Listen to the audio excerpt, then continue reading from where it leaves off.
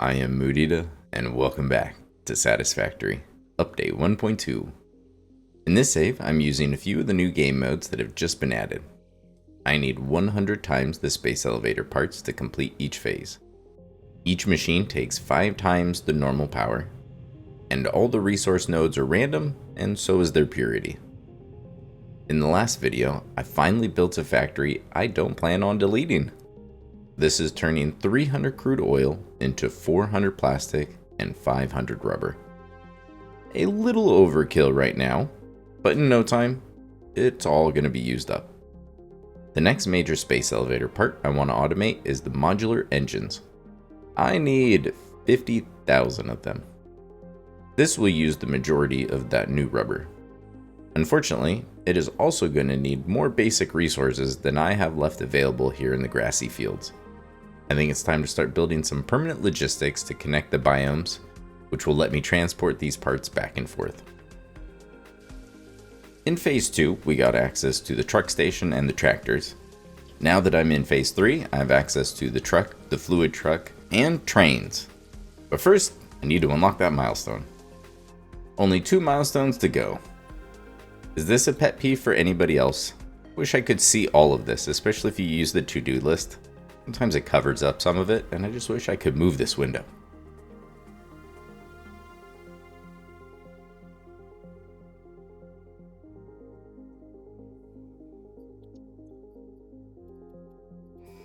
Gotta love the dimensional depot.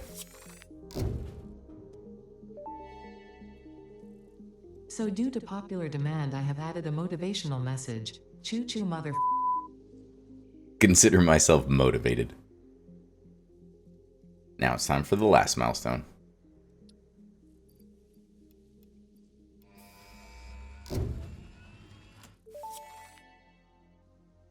All the milestones for Phase 3 are done. Now I've got quite a few options for transportation. Alright, so here's the plan. The next big space elevator part is the modular engines. I need a hefty amount of rubber, but I can't make those here. So I need to transport this, and I'm thinking the Rocky Desert is probably going to be my best location. So I think a logistics hub right here would be a good idea. I'll have a spot for both trucks and trains. But let's take a look at the build menu real quick. So under the transport tab, we've got the truck station, which is 100 megawatts. The nice thing about the truck station is that it only uses that 100 megawatts during that docking animation. The rest of the time it uses like 0.1 or something. Very minimal.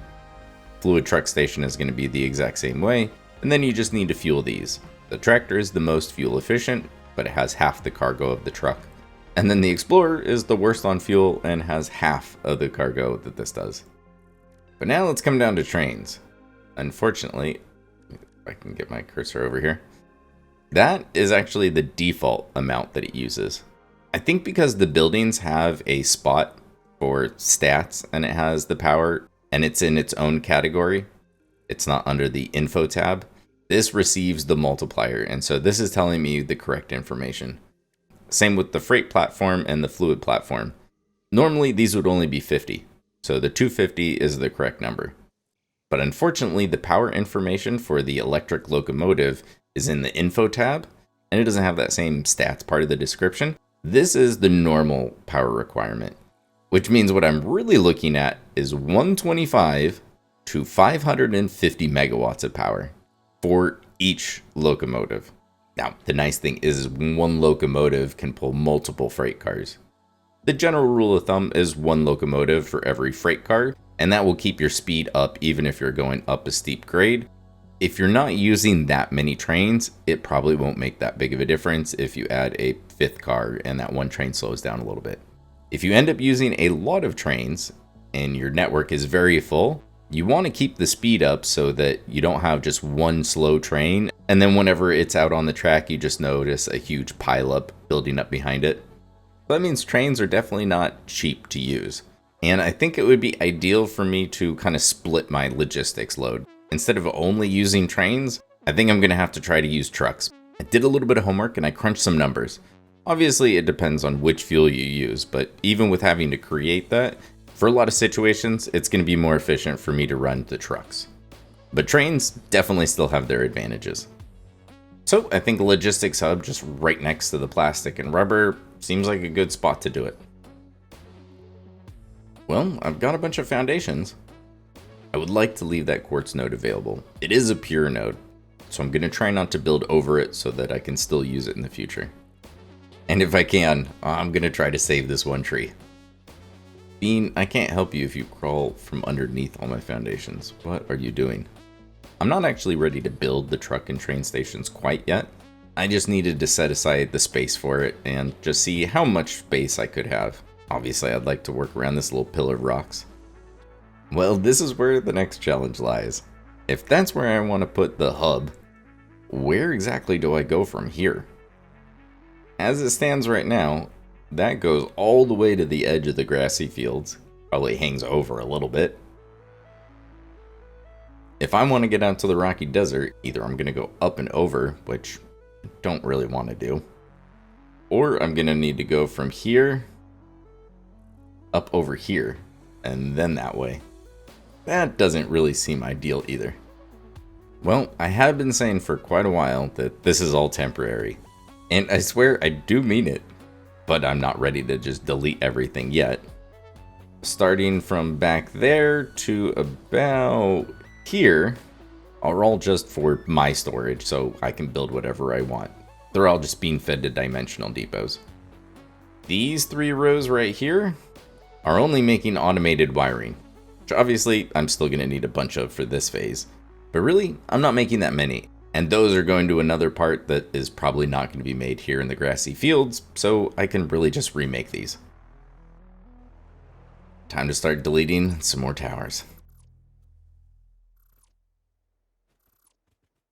Well, this should only take a few minutes since most of this is blueprints, so it's going to be fairly easy.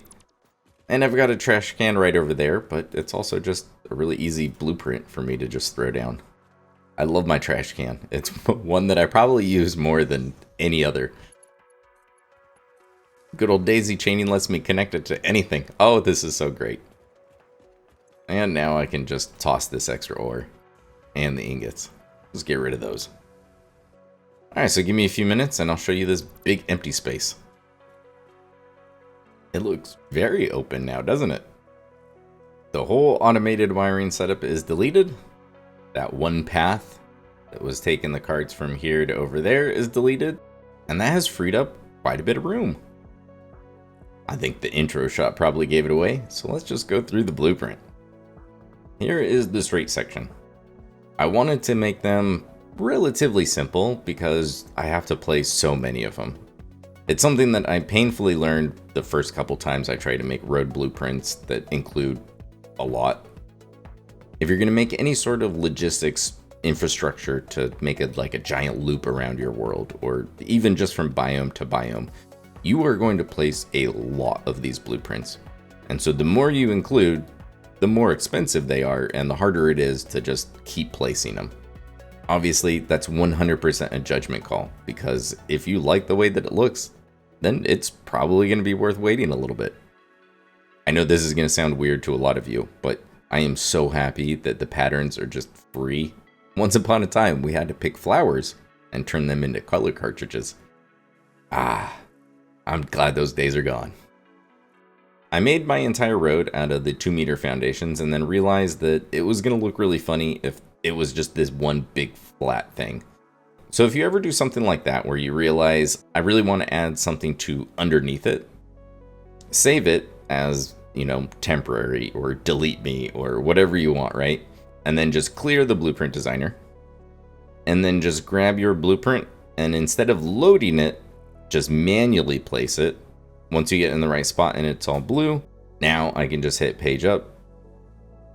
And I could do this. So if I wanted to now include more underneath, maybe I decided I want one of these big pillar supports to be included in the blueprint. Now I could save it as something new or something like this. So just because you forgot something, especially if you built it too low, it's not the end of the world. Save it, nudge it into the correct spot, and then just go from there. I wanted some sort of barrier on the sides, but I really wanted to still be able to see the trucks driving by. So I didn't want to put walls, and even the barriers kind of looked funny. And I so rarely use the fences. Not like they would really stop a truck from flying off the road. But here on Massage ABB2, these are some beefy fences. And then I'm just using small concrete pillars and the road barriers as a center divider. And I've already got the universal vehicle path laid in here, so now I can put tractors or trucks on here. So that one was what the bulk of the blueprints I'm going to place are. But this one is going to be the close second. The bottom section is exactly the same. I just deleted the fences and added this little arch. And that way on top, I can run some train lines. The train lines stretch a pretty good distance, but the way I've set everything up, I should be able to place 2 of the other blueprints because they're 5x5.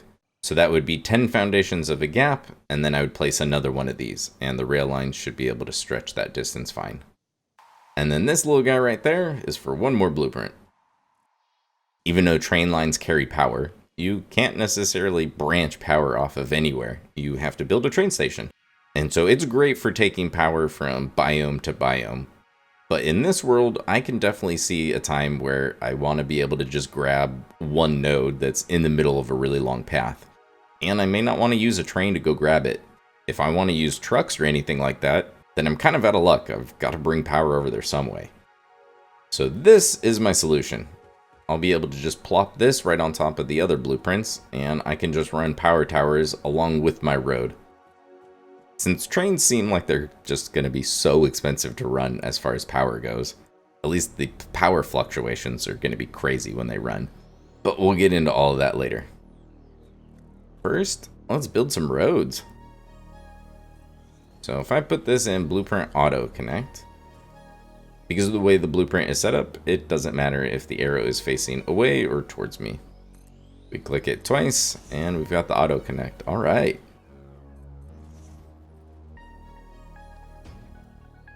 Oh, I was getting carried away. That's too many.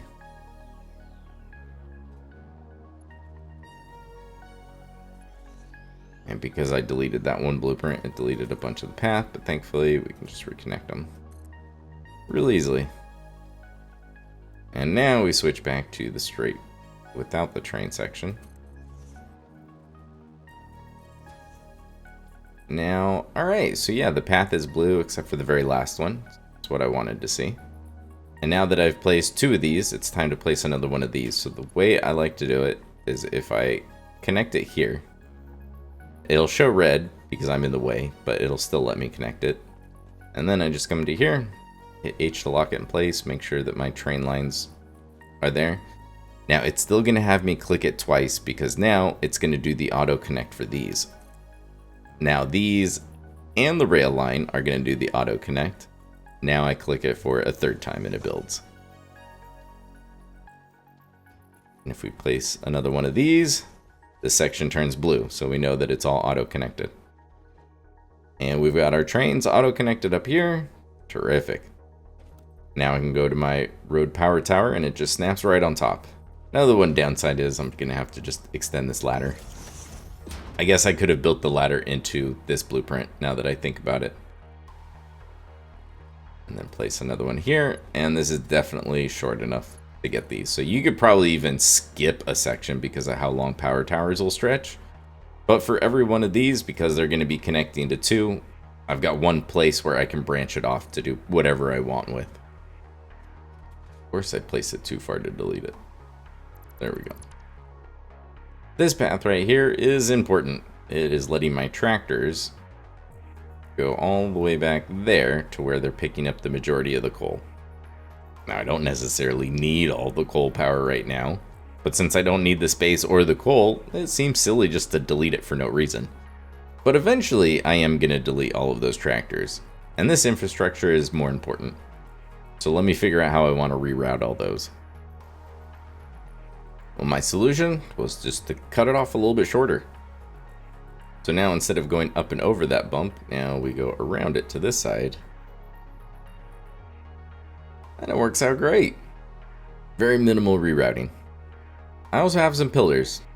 The road's a decent size, but at the same time, I don't want just giant pillars everywhere. I'm still a little undecided if, I don't know, I guess whether or not the pillars are beefy enough for how big the road is. The other part I still need to work on is a pillar for the diagonal section. So I got a little carried away once I got finished with that section, laid some more straight part because that's all the same, and then I came to here. So here's my corner blueprint, and then I made a 2-meter ramp. And then same thing with the other ones, I go 2 sections, and then I do a train support. It also gives me my power tower support, and then just 2 more, and then we're back up to flat. I wasn't going to be able to do anything similar with the foundations because there's no half foundations that are also ramps. So I just messed around with beams until I came up with something that I liked. So now I've made it all the way to this part. Now the question is, am I going to make it around that thing? Another super obvious tip, I'm really good at these ones. If you hold Alt and use your scroll wheel, you can see at the bottom my hotbar changes. You have a total of 10 to use, and I clearly do not take advantage of this enough. But every once in a while, I remember that I have a whole bunch of unused hotbars, and as you can see, they work for blueprints as well. When I'm doing a project like this, it is super helpful. I can just have all of the relevant blueprints on the hotbar. Now, obviously, if they're all in the same category, when you have one blueprint out like this, let's go ahead and just place this one, and this one. Now that I've placed 2, I want to switch to that one. Obviously the hotbar makes it really easy, but since these are all in the same subcategory, I can also just hold down E and it'll bring up the radial menu and I can pick which one. I just need to auto connect to that one, auto connect to this one. And yeah, building these really easy. And now I can come underneath and I just snap the pillar underneath each one of the train supports. And then I switch to the middle one. And I didn't interrupt this path. All right. And just making sure I build all of it as I go has been really helpful, because now if I ever want to get back home quickly, I can just kind of come up here and take my zip line all the way back. Just the other great thing about this. Makes traveling for me super easy. And even on these, I won't get launched off. Let's see if I can navigate around this thing. Well, I've been busy. I decided I would probably want this to end up being a T intersection. Just because the little logistics hub is going to be over there doesn't mean that I want that the main path to run straight through it and then on. So I think the main path is going to end up going through here, which means that I am going to have to delete those factories. Or go around them, I guess, but I'm going to delete those factories eventually. So now I've got a little T intersection here, which is absolutely a blueprint, at least for the road. The train won't auto-connect like this by itself. You're going to have to do a little bit of manual work. And now, let's go on a little tour by zipline. So the key to missing that was to ramp down here. And then ramp again, so that power line just barely goes through the rock. But everything else, the road and the train line is going to miss it, which was the important part for me. And then we just take a turn here, and a turn here, and then another turn, and another turn, and another turn. And now we go straight for a little bit. And we make a few more turns. And that's how far I've made it. I think this is the first time that I've decided to just really stick to only using my blueprints. Now, I could have easily avoided having to do so much zigzagging if I was willing to just put some, curves in here. And if I was willing to spend the time, it would look a lot better. I have absolutely no doubt. The problem is, I'm just not that great at it, and so it takes a good amount of time if you want to do smooth curves and that sort of a thing. And the other downside is you end up limiting yourself to quite a few different materials. Like if I were to start incorporating curves instead of just these hard right angles, I most likely wouldn't be able to use the fences because then they would start doing some really weird clipping in certain spots. And then having the pillar and the road barriers down the middle just add even more complexity. No matter what, you're going to have a little bit of clipping and the curving isn't going to be quite right. But if you're willing to spend the time, you can make it look good. Now, after placing a whole bunch of these blueprints, and I know I've just skipped over a lot, but that's really all it is just spamming down a bunch of blueprints with auto connect on. The rail lines on the curve, just, I don't know. They're fine, especially in sections like this where it's relatively short. I don't mind it so much. With this curve, we've got the train supports, and it's a pretty short curve. But on this next one, because I didn't want to do train support, and I needed it to be spaced out a little bit more, I have just a normal straight section. And with this long of a section, either it just curves from here to here, and then the rail line won't really stick to the road. It'll cut across the corner right here, and that looked really funny to me. And then without some sort of support, it just looked really weird in my opinion. It was just too straight of a section of track, and then a curve, and then a weird straight section, and so without any supports, it just really bothered me. That meant it was time for another blueprint. Now I'm going to go around to each of the corners and just place this one, because that's easy enough to do. I can just nudge it into place once I get it pretty much in the corner. There we go. And then that ends up right in the corner. Make sure things are lined up here. Looks good. And now my corners have a little bit more support. So I'm also just going to resave the corner blueprint to just have this support. So any of the ones I place in the future just have it. But this way I can just add it to all of these existing ones and not have to worry about messing up the road pathing that I've already placed. And it gives me an excuse to add more signs. My computer just loves this save. So now I'm going to go through and add that to all of the corners and then keep working my way out to the Rocky Desert. And I'm pretty close. Not too much farther to go. I made it. It took a little while. I tried so hard to fit through that arch right there. But this blueprint, it just wasn't going to work. But now I've made it all the way out to the Rocky Desert. But just barely. I haven't actually planned out where the factory is going to go. Oh yeah, and the Cartograph mod has finally been updated, which is just so cool. I love being able to see the factories. We've got all of my oil power here, here, and here. You can see all the power towers. Here's my road. My hundreds of coal generators. And look at all of those factory carts go. It's a fantastic mod. Highly recommend it. It gives you a lot of what's on the Satisfactory Calculator interactive map, just in-game. Let's go ahead and turn off the resources. It shows my one dismantle crate. Well, let's just hide that guy. Alright, so now we can see the path. This is plastic and rubber. Here is where I'm going to put the truck and train station. And here's the road. We need stuff to go all the way out here. So now I'm going to place a truck station on either end. And then once I place a vehicle on the path, it can tell me how long it's going to take and how much fuel it's going to cost. I thought that this would be the best way to figure out which fuel I want to use, or if that's just not feasible at all.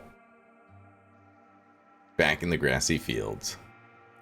I've plopped down the truck station, gave it some power, and of course, the bead wanted to check it out. And now I think he's stuck. And now let's just plop a truck down. Now, I know that we've always been able to rename the trains, but is this new? Can I now rename these? Oh, and it shows up like that on the map. Oh, that's great. Enough getting sidetracked. Let's see how long. Oh, that's cool. It lights up the path too. Well, we are definitely not using biomass. Unless you're going to supply it with coal on both ends, isn't even an option. Now, if I remember correctly, for the tractors, the per trip was the correct number, but the per minute was wrong. On the wiki, it says that a truck would run on compacted coal at a rate of about 7.14. So that per minute is quite a bit off, but the per trip is probably accurate, which is really weird. But if I'm looking at fueling a bunch of trucks, I need something that's a little bit more efficient than coal or compacted coal. Which brings us to fuel. The wiki says this would actually only be 6 per minute. 6 per minute isn't bad. I think using the regular packaged fuel to power all of your vehicles is a great option. But there's one other option now that we're here, and that's in the MAM. I want to unlock Turbofuel. That's right, it's not in a crafting bench, but I'm pretty positive it's also not in an equipment workshop, right? Compacted coal is just one of those things that you just cannot craft by hand. Okay, now we need an assembler. There it is.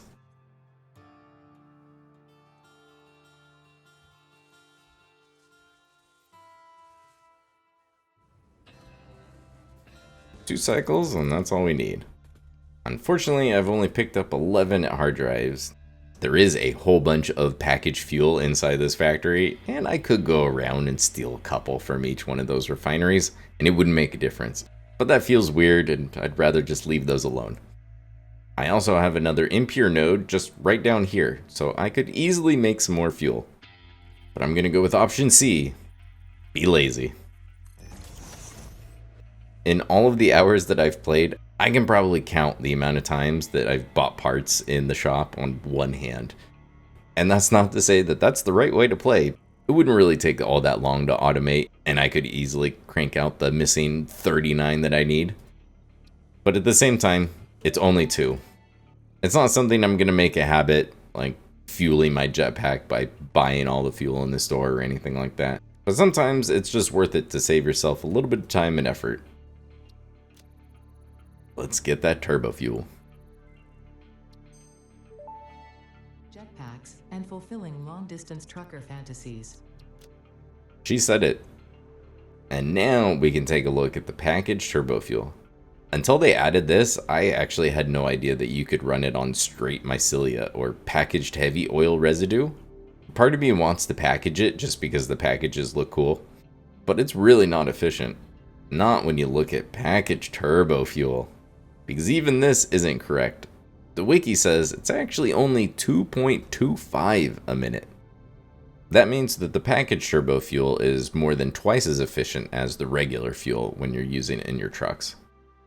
And if I'm serious about actually trying to use trucks and trains in this save, I should probably just make a bunch of fuel. Let's bust out the good old spreadsheet. If I'm going to use packaged turbo fuel to fuel my army of trucks from here on, I might as well make a decent amount. So this is another project, kind of like plastic and rubber, and I'm just going to maximize the entire crude oil node. Which means I'm going to be making way more packaged turbo fuel than I need right now, and that is going to eat up a decent amount of power for essentially sync points for quite a while. But I really like the new vehicles, and I just want to use it, so it's a price I'm willing to pay. I'll be using the nearby impure crude oil node. Fully overclocked, I'll get 150 crude oil out of it. To make the packaged turbo fuel, you obviously need turbo fuel and then empty canisters. I'm going to be using the normal turbo fuel recipe, which is just fuel and compacted coal. The other recipes just didn't seem as good, but I very well could have been missing something. To make the fuel, we're going to be using pretty much the same setup where I make heavy oil residue and then the diluted packaged fuel. The heavy oil residue step will give me a byproduct of 100 polymer resin, and I'm going to turn all of that into plastic, and that plastic into canisters. Now that doesn't give me anywhere close to the amount of canisters I need for the entire project. I need 333 1/3 empty canisters. The residual plastic step is going to give me a total of 66 2/3 canisters, meaning I'm still going to be short 266 2/3 canisters. I know I just automated a whole bunch of plastic, and so I could easily use that plastic to create the rest of the canisters that I need. But that's actually going to use a decent amount of plastic, and I don't really want to use it for that. I'm going to be using the coated iron canister alternate, which just uses iron plates and copper sheets. Because I need 266 2/3 to make the numbers a little bit easier, and to supply my own dimensional depots with a consistent amount of canisters, I'm going to create a little bit extra and just split that off. So as far as locations for everything, we've got the crude oil node right here.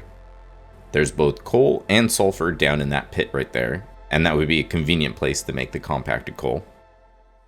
I've used a lot of the iron and the copper in this area, but if I head up this way, I've got both iron and copper up here.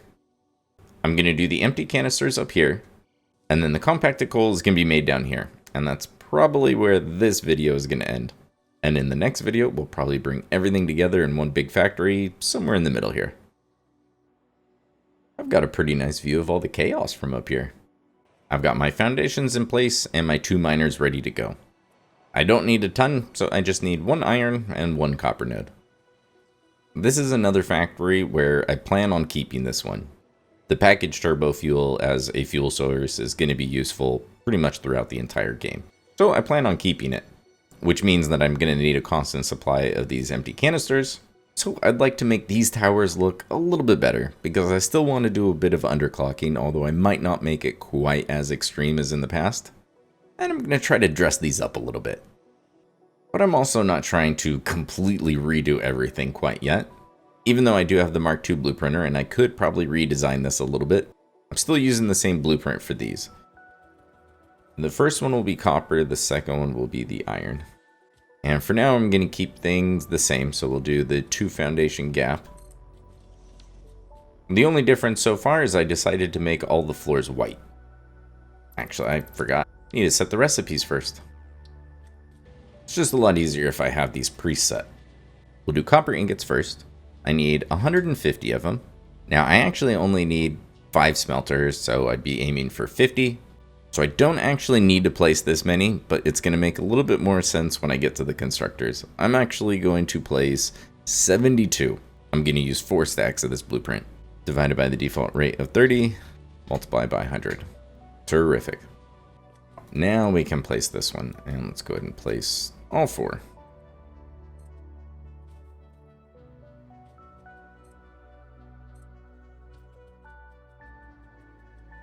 Just tall enough where I don't need the ladder, which is good because I removed it in this blueprint.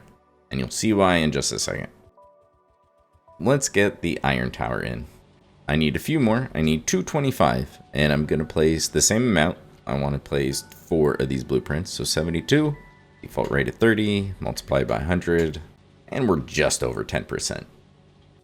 And again, just need 4 more.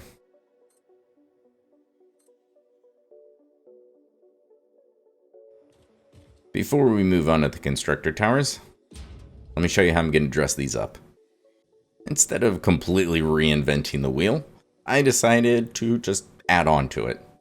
Because that's essentially what I'm going to have to do with these towers. It's not like there's a whole lot of extra room in the existing blueprint.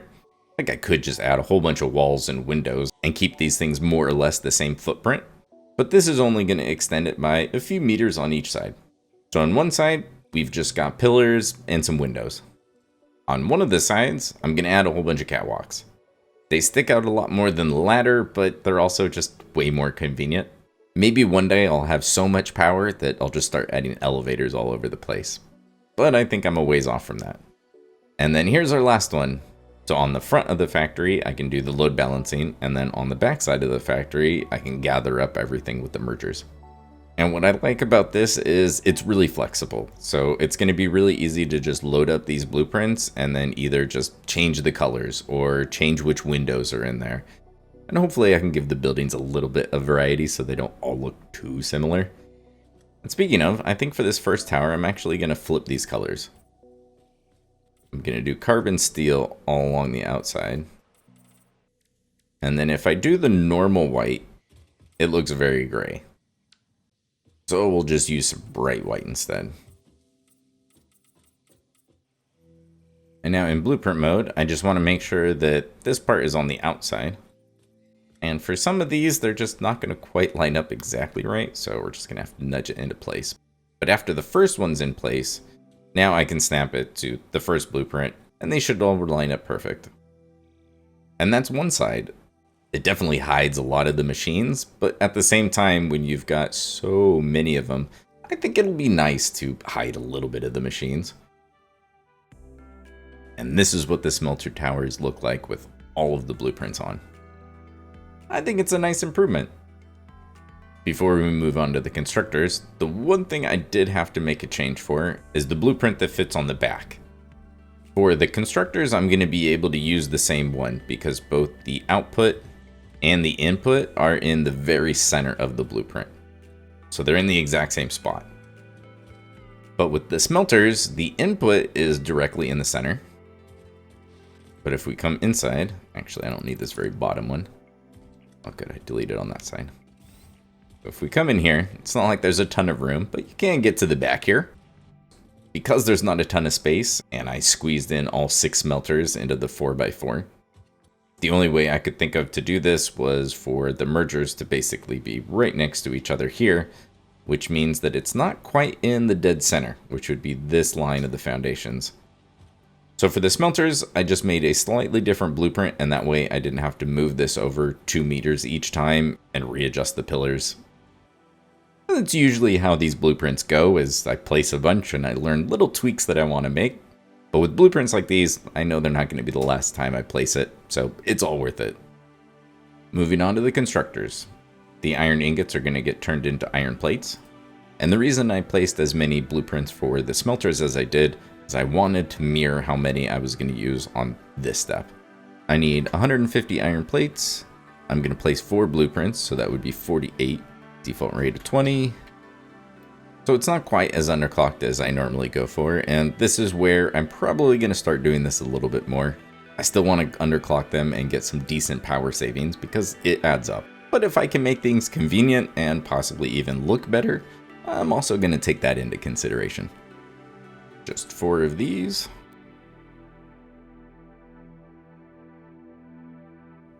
And now let's set the copper sheets.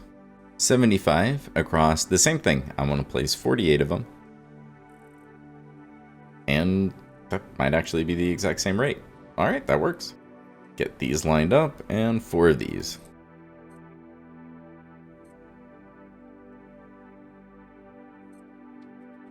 Fully upgraded dimensional depots are amazing. I just built almost 100 constructors in all these foundations. Not too shabby. For the smelter towers, I went with the carbon steel black and then the white on the inside.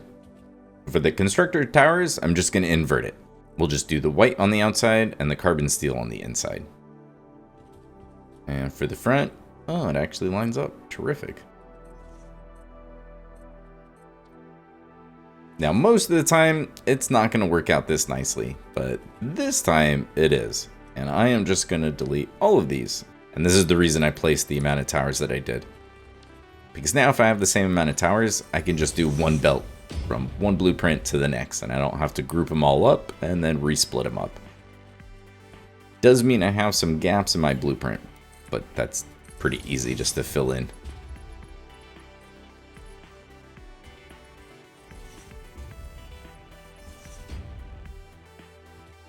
And I thought it would be cleanest just to have all of the walkways kind of on the inside of all of the towers to kind of keep them more hidden, I guess.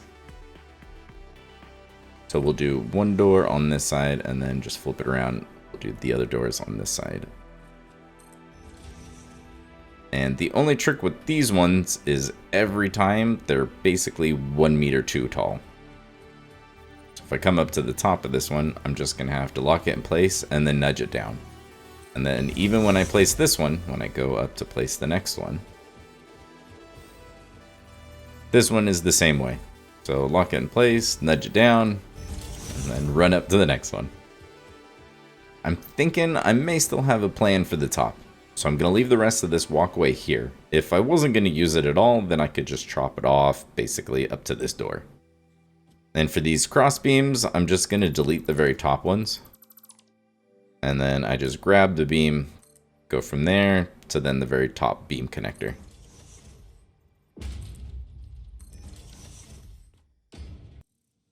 And that's the smelter towers and both constructor towers done. One last step, and that's assemblers. But of course, I haven't actually grabbed this recipe yet. Before I set the clock speed, I need to figure out how many machines I'm going to be placing. For this, I would normally need 5. I could do this with 5 machines at 100%, which means I'm aiming for 50. Each of these blueprints has 6. Let's go ahead and just place 8. That's a nice even number to work with, which is going to be 48 machines. So that's going to be 300 empty canisters divided by 48 machines, divided by the default rate of 60, multiplied by 100. Just over 10%. Sounds right to me. Well, now I've got options. I could put it in front of this tower or this tower. I'm going to go with this tower and leave this section open for storage and maybe even a truck station. If I'm going to place 8 of these blueprints, that means I'll need 3 things of splitters out here to split it 2, 4, 8. Just to make things not too ridiculously cramped, I'm just going to give myself an extra foundation. We'll do a gap of 3 instead of the normal 2. I've got the space. Might as well use it.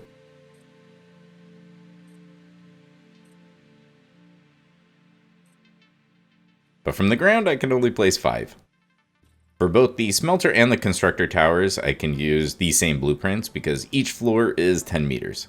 And I can fit 3 floors in a blueprint. Works out great.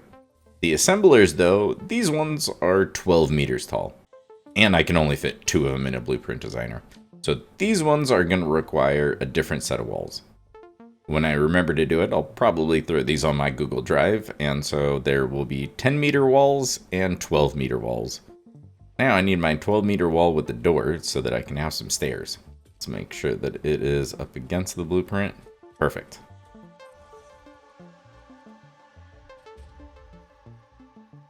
I'm guessing it's either the beam connector, or actually now that I think about it, it's probably the railing that offsets this by that 1 meter.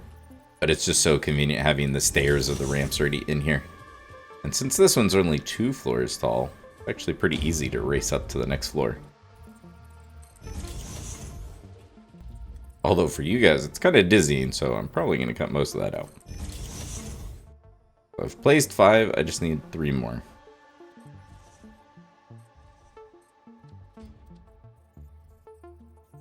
And now more stairs and doors. Okay, not bad. I'm going to go ahead and skip the belt work because there's 4 towers for the smelters. There's only 4 towers for the constructors and then 8 towers for the assemblers. Doing that load balancing is real easy, so I'll just show you what it looks like. And just like that, it's all done. For the smelters, it's really simple. We just split it in half. The first one goes up halfway to the tower, and then both of those halves get split in half again and feed 2 floors. Same number of blueprints on each side, so I can just directly feed these instead of grouping them and resplitting them. But since we're going from 4 blueprints to 8 blueprints, I could have done it a bit differently so that each one of these blueprints gets split into 2 floors over there, but then that's complicated in its own way. So instead, we just merge everything up, send it over, and then split it into 8. Finally, having the jetpack makes this so much easier. I do still need to group up all of the empty canisters. Once they get to the bottom here, I'm probably going to add some more foundations. I was trying to avoid it and not have it overhang too much, but I think I'm going to need that space. If I'm going to have the empty canisters up here, the compacted coal is going to be basically right next to the space elevator. And then the main factory is going to be somewhere down here. Now, I could use a belt, especially for the canisters. It's probably not going to be all that far. But where is the fun in that? If I'm going to be making all of this fuel to power a bunch of vehicles, I might as well start with this factory. Since it's such a short distance, I'll be able to use just a tractor, which is nice because that's even more fuel efficient. But that means now I'm going to have to try to fit a truck station down here. Now, it'd be nice if it took up basically the same footprint as these towers. So if that's the case, that's 4. I probably want the docking thing to be right in the middle. The part of me that really loves symmetry really wishes that the docking animation was actually in the middle of the whole thing, but that's okay. Probably need a little room back here. So if I have a truck station there, and this is going to be the rough outline, I need to figure out where I can put the doors. So if you use the scroll wheel, you can switch which side the path is on. So if I have right-hand drive, we'll come out this way. It looks like right here is the tightest we can turn. And now I can build backwards from this side. Alright, so now I need to figure out how to make all of this work. And I still need to add some storage. Welcome back to the new empty canister factory. I've got all my walls, stairs, doors, and beltwork in place. So this little waterfall of all the lifts and merchers is going to gather all of the empty canisters until we get down here. And then just a little load balancing. Ended up being way easier than I thought it was going to be. I'm making a total of 300, but I need 266 and 2/3 out of that 300 to go to the new factory, leaving me with 33 1/3 going to storage. That 266.66 repeating, it's actually a really convenient fraction. That is 8/9, which means I only need to split off 1/9 to go into storage and then group everything else up. We've got the 300 going into a splitter, and then I split it into thirds. We take one of those thirds, throw it into another splitter, and do the same thing. And now I'm left with 1/9, and that is going to go in here, and I'll show you where that goes. The 8/9 that are grouped up here are for now just going to go ahead and go into a sink. Let's go inside and I'll show you where those belts go. This one is going to be the 266, and so that is going to make its way over and into the truck station. The 33 is going to go upstairs. Here on the second floor, I've got my storage and then the overflow sink. Just need a smart splitter here in the front, so when the storage does fill up, I'll just sink that little bit of extra and everything will keep running. This is way more than I'm ever going to need, but it's one of those, it's nice to have and not need it, then need it and have to wait to make a whole bunch of them. The top of the sink is just huge, and I didn't want to make the whole building even bigger just to incorporate that, so I just cut a corner out. And I also have my priority power switch. I can put this anywhere in the factory, and since I can remotely turn it on or off, it really just doesn't matter where it is. So this is as good a place as any. One last check on the power before we flip the switch, and we've got plenty of room. We've done a little bit of underclocking, so this won't take 8,000. Let's start the stopwatch.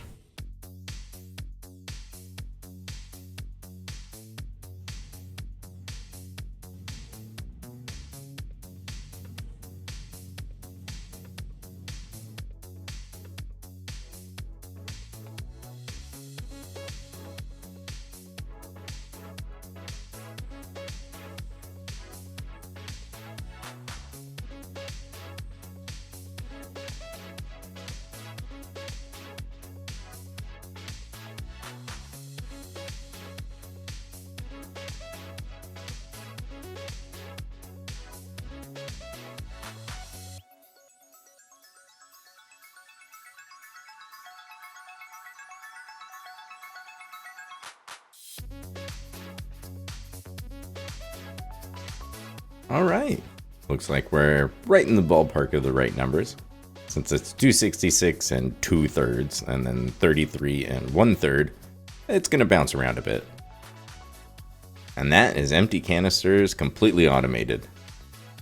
I've got my little housing for the truck station and storage here, and I've built the rough outline of a road. I'm not exactly sure where this next factory is going to go, so I have no doubt that I'm going to end up deleting some of this. But I figured I would place this to just kind of give myself an idea of where it's going to go. But that is going to get worked on more in the next video. Now that this thing is running nice and smooth, let's head over to the other end of the grassy fields, right by the space elevator. Here we are at the little crater behind the space elevator part in my plastic and rubber factory, where I've got one normal coal node, one impure coal node, and a sulfur node. For the compacted coal, I need the normal coal node and that sulfur node. For now, I'll just let the coal power run.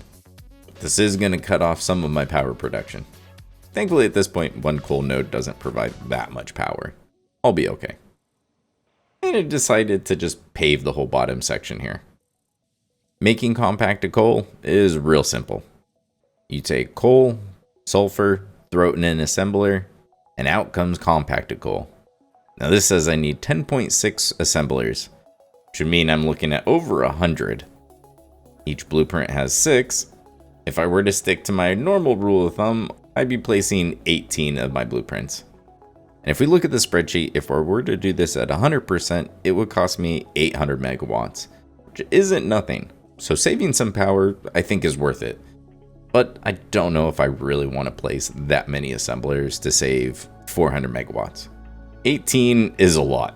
And sure, I could do the math, but I'm just kind of curious. What if I did half that? What if I placed 9 of these blueprints, which would be 54 assemblers? I think that should still be a good amount of power savings. Feels like a happy medium between lots of power savings and time and effort actually building all this. I don't think it's going to take up too much space to do the load balancing, but let's just make sure I've got plenty of space. There's 1, 8 to go.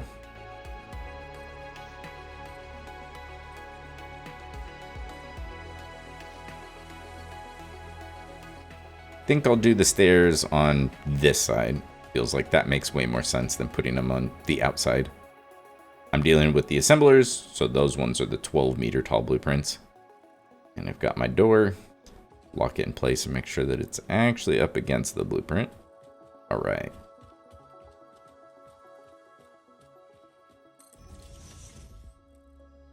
But like the rest of them, I'm going to have to nudge it down 1 meter each time.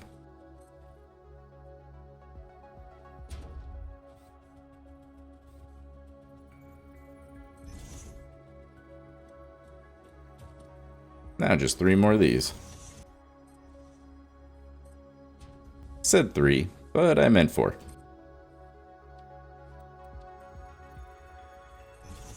And a few more stairs. That is 9 of the blueprints stacked on top of each other. They got pretty tall. Doubling this height would have been kind of crazy. I probably would have opted to go with just 2 towers instead of doing 1 really tall one. But right now, I'm pretty happy with just having 1. Let me throw the rest of the sides on here real quick. Now, it's time for the beltwork. Splitting between 9 different blueprints is going to be pretty straightforward. We just need the 2 splitters there, and then 2 splitters here. And then I just need to use all 3 outputs for all of them. And unfortunately, because I've added this to here, if I need more than 1 splitter, I actually need to add on more, which I knew that, and I really should probably adjust my blueprint when I run into this. But throwing them on here, pretty easy. If I'm ever not sure exactly where it's going to line up on a foundation, easiest way to do it is just attach it to the splitter, go straight up, and now I can see it's going to be right on like the quarter mark of the foundation. And if I just hold it right here in the center and use my hotbar, I can just switch to my floor hole, which means the one behind it will go here. These 2 inputs are going to go to there. And then we can do the same thing on this side. All right, it's going to be that one. And then I'm also going to use this very last spot for these.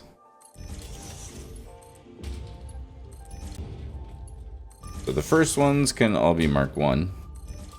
There's going to be the 266 plugging into these first splitters. And then I'm going to divide that by 3.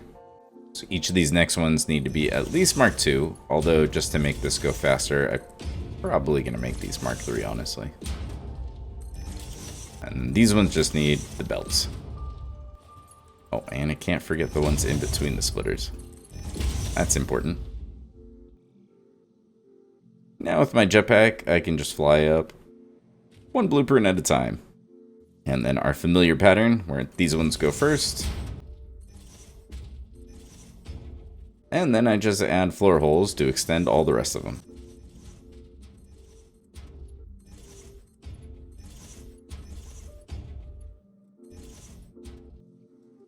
And before you know it, all 54 assemblers are load balanced. And I decided to add some more batteries to the top of this one. I'm probably going to go back and do that with those ones too. It just makes sense. Now it's finally time to delete some of my power. It is going to take a little while to actually shut off just because there's quite a bit of buffer built up. That was 270 coal that I'm no longer turning into power. But the thing is, I think that this whole setup is also going to end up being in the way. I think I'm going to end up putting a truck station down here, and that's how I'm going to get my compacted coal over to the factory. And my plan has always been to delete all of these coal generators anyways, so might as well start now. It is going to drop my power production, but cutting off 2 nodes, it won't be a crazy amount of power that I'm cutting off. That mess is all cleaned up. I've got my waterfall of lifts and mergers gathering up all of the compacted coal until we get to the bottom. Until I actually need it in the next video, I'm just going to have all this being sent into the sink. All of these power towers that I have scattered around the place eventually should all get deleted. But all the power towers on the road, that is going to be carrying the main power line. So I thought it would be best, instead of connecting to one of these other towers that I'm probably going to delete and then having to figure out how to reroute it later. So I just branched off a power tower here using the same blueprint. That way I know I'm going to keep this. Brought the power over here, and now this has its own priority power switch. Seeing as this is only one tower, I don't think we're going to have to wait long for this to be up to 100%.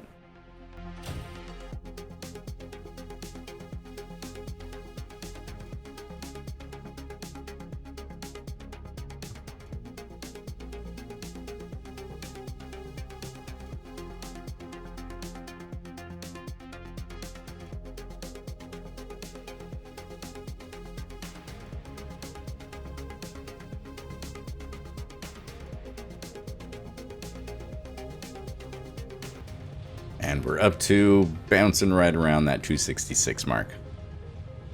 Awesome. Now that it's up and running, let's take a look at the power and crunch some numbers.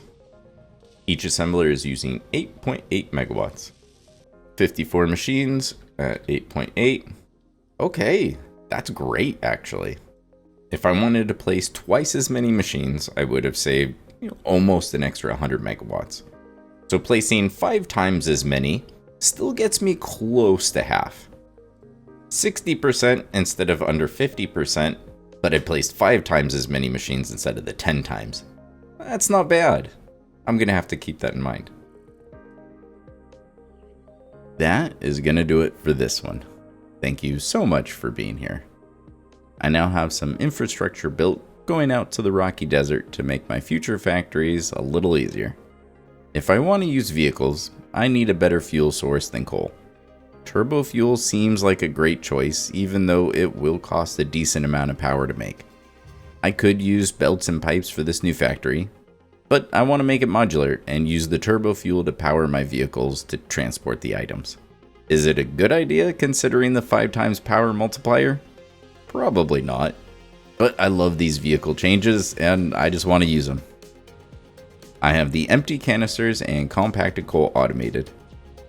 I just need to make some fuel and combine it all in one last factory. So look forward to that, and thanks for watching.